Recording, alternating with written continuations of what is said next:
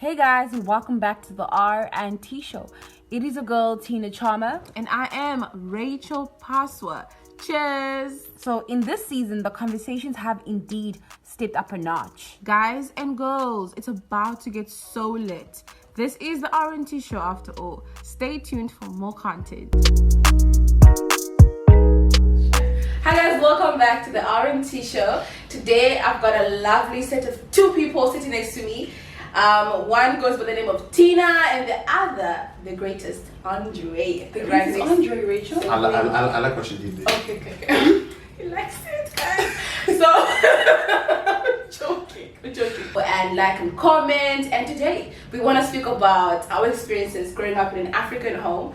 And we really appreciate you guys tuning in again. And yeah, let's go. Let's go, guys. So, how has your experiences been living in an African home? When it comes to like discipline, like what kind of disciplines did you guys receive?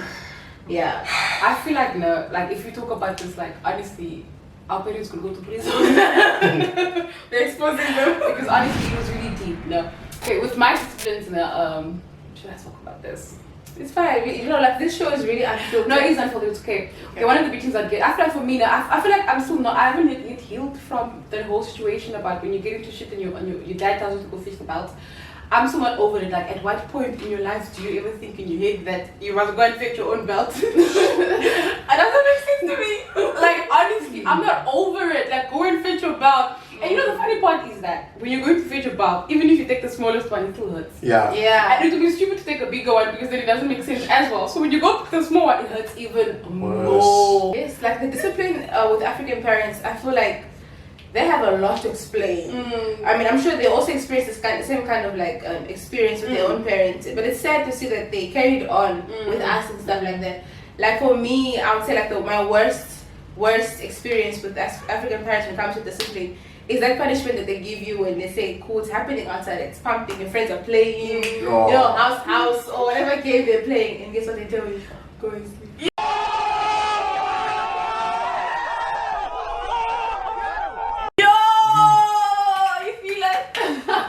Wait, at least they don't go and sleep. No, but you're traumatizing. It's true. Your friends are playing fun. Like the most traumatizing punishment I ever got, it's like, when the bed has like a nice space underneath that you can actually put things under, store things. I used to be stored under the bed. Get out of here. Get out of here, man. Shit, I'm saying. Like, I'm not even lying. Me too. No, That's why why where's the phone? I need to call the police. Like, Will be dealt with. Period. like literally, my uncle would be like, go under the bed now. And this is me, like, no people would go on the bed. I was going under the bed and I have to chill there until he tells me come out or whatever. Like, it was hectic. If not that, it would be when you put your legs against the wall. No, that and your upside down, literally be red. and your hands, like you start shaking because it's really a lot of. And you fall. You try to fall. Yeah, if you fall, you try to fall. that's probably the last fall you'll ever fall because you're immediately. I think to myself, I'm like, nah, that was just traumatizing. That was terrible to go through. Do you guys feel like it was maybe because of their own personal problems that they had? Yeah, I feel like it because if you can, like honestly, if you just think about the things you get beaten up for, you get beaten up for breaking a glass. Imagine a What glass, 12 rand at ShopRite. You want the same number else of do we day get beating for? for coming home just after 6. Imagine. But I was playing in front of the house. No, but it's unnecessary. You can literally see me playing there. Like you literally, and the whippings that we get, it's not like a normal whip. Like go to your room. It is like an actual whip. Like like to what extent? How bad?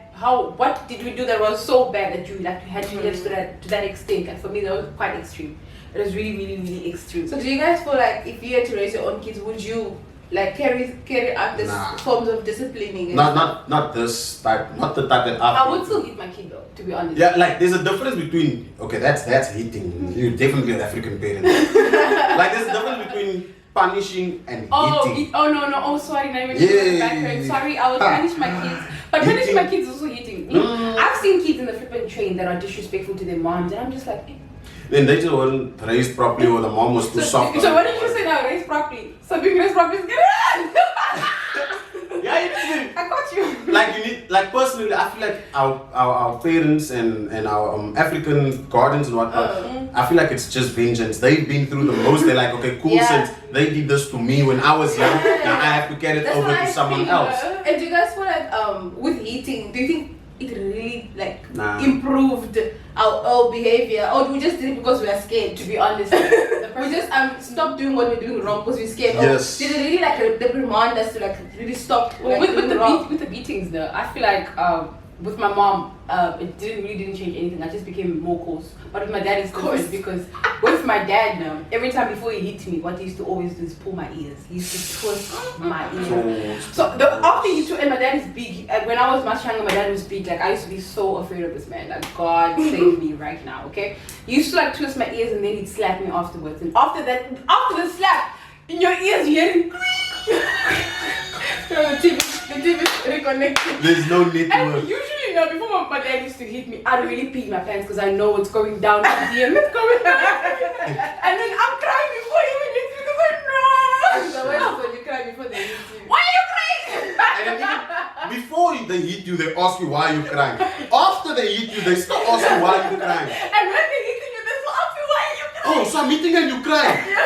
But stop hitting me. Like, Nah, I really feel like they really, like you said, it's vengeance. it's vengeance. Like you can't tell me you see your child just because they broke a glass and now you're gonna come and you're gonna put the ears on the line. No, you can't.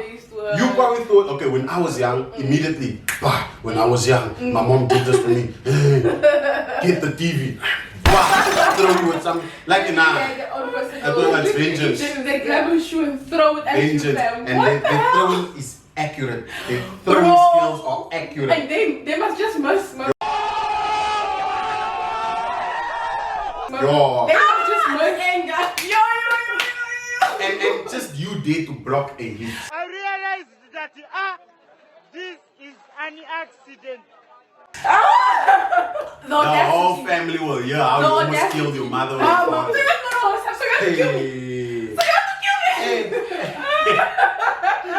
Oh my god, Mama, did you know that? I was about to hit him. He raised his hands on me. I want to die today.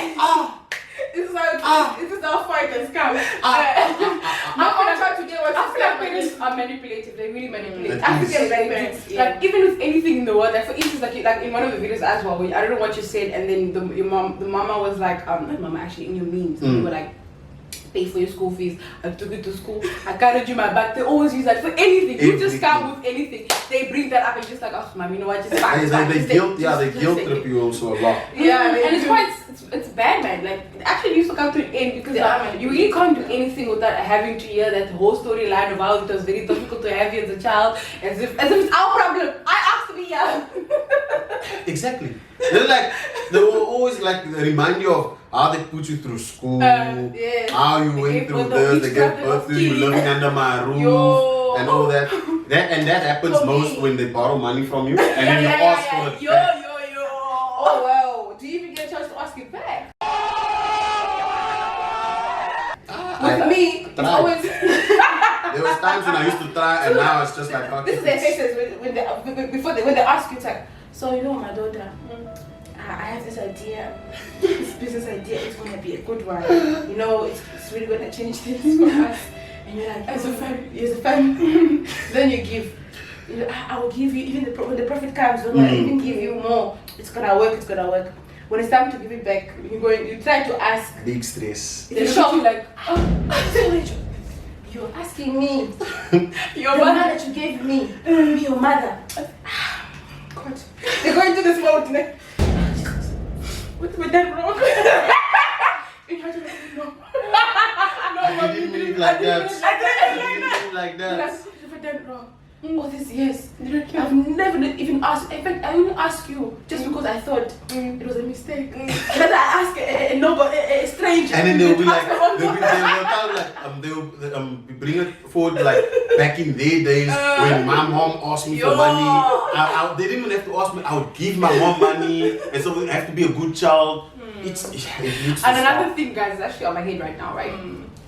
This thing about when you get your first job, right? Your first salary needs to go to how did it go down for you? To the family. No. And for like, let me just finish, guys. Honestly, like what I don't understand is that like the culture where you get your first money, the first salary you receive, you have to give all the money to your parents. Is it a culture? Not all your money, but it's like tithe. You know, you do a tithe at church. It's like you have to pay. No.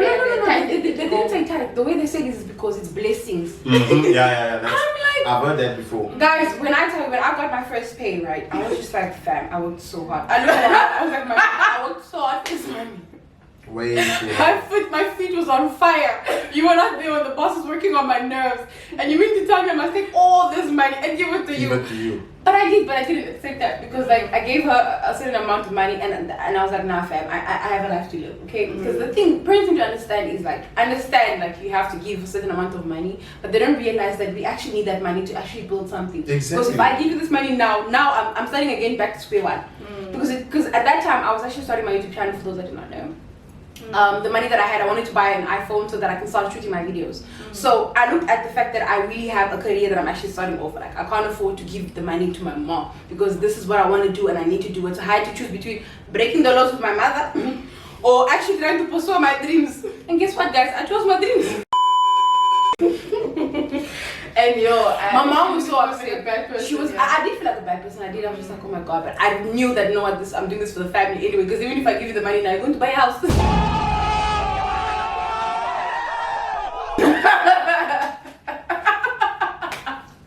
Let me rather invest in my stuff, my equipment, so that I can at least start something and be somewhere. What was your experience with your first income? When the Sure. you got the job? Like we don't even have to go to the first income. Let's just even focus on the Cartoon Network. Probably thought billions. Yo, You get the car, the house. not only my auntie, all of a sudden my aunties are all Yo. coming out of the closet. My uncles, they're all so nice. They're treating me with respect. I've always known. Like one of my aunts, For you. one of my aunts, like she's like an extended family aunt, and she was even mentioning to me is like the way we raised you. I think to myself, we.